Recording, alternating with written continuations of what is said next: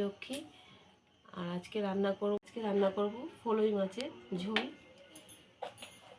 ফলই মাছটা লবণ হলুদ দিয়ে মাখিয়ে নেব। দিয়ে দেবো পরিমাণ মতো লবণ, হলুদ গুঁড়ো, অল্প একটু লঙ্কার গুঁড়ো দেব। সবগুলো মাখিয়ে নেব। গ্যাসটা জ্বালিয়ে নিয়েছি, কড়াইটা বসিয়ে দেব। কড়াইটা গরম হতে দেব। কড়াইতে তেল দিয়ে দেবো।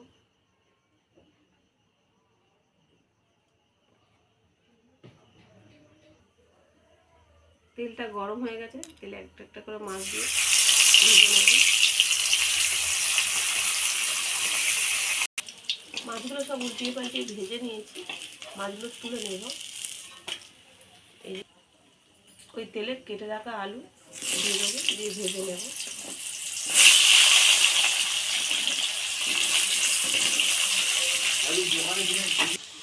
আলুতে একটু লবণ আর একটু হলুদ দিয়ে আলুটা ভেজে নেব।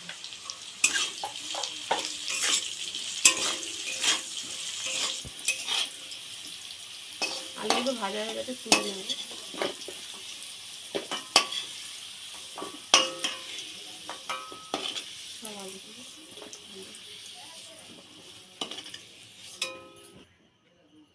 দুটো শুকনো লঙ্কা ছিঁড়ে নিয়েছি, দিয়ে দেবো। পেঁয়াজ কুচিটা দিয়ে দেবো, দিয়ে একটু ভেজে নেবো ভালো করে।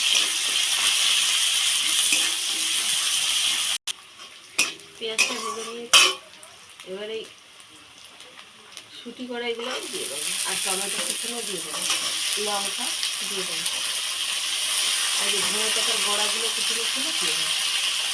সবগুলো দিয়ে একসাথে কষিয়ে নেব।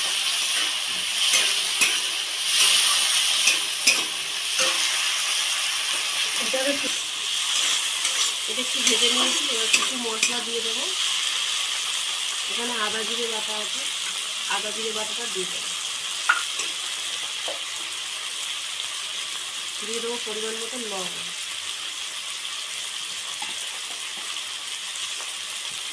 হলুদ গুঁড়ো, লঙ্কার গুঁড়ো। সব কিছু ভালো করে কষিয়ে নেব।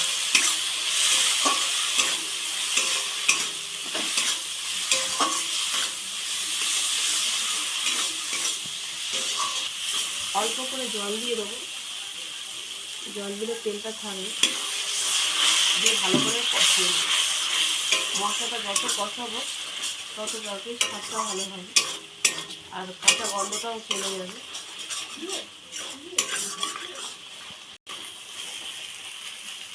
মশলাটা দেখে তেল ছেড়ে গেছে, এবার আলুটা দিয়ে দেবো, দিয়ে আরেকটু কষিয়ে নেব।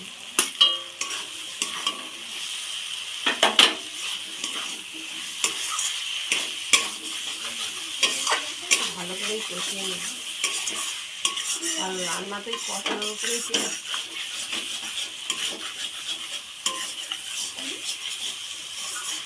আর এইভাবে যদি আপনারা রান্নাটা করেন খুব ভালো লাগবে।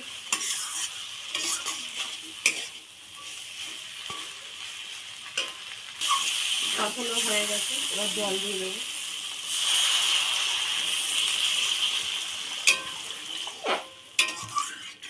আর ব্যাস এই জলটাই দেবো। তরকারিটা হয়ে গেছে, এবার মাছগুলো দিয়ে দেবো।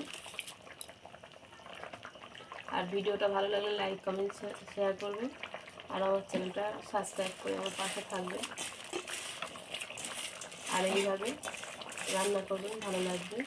ফলই মাছের তরকারি দারুণ লাগবে। এই ধনের পাতা কুচি ওপর থেকে ছড়িয়ে দিয়ে নামিয়ে নেব।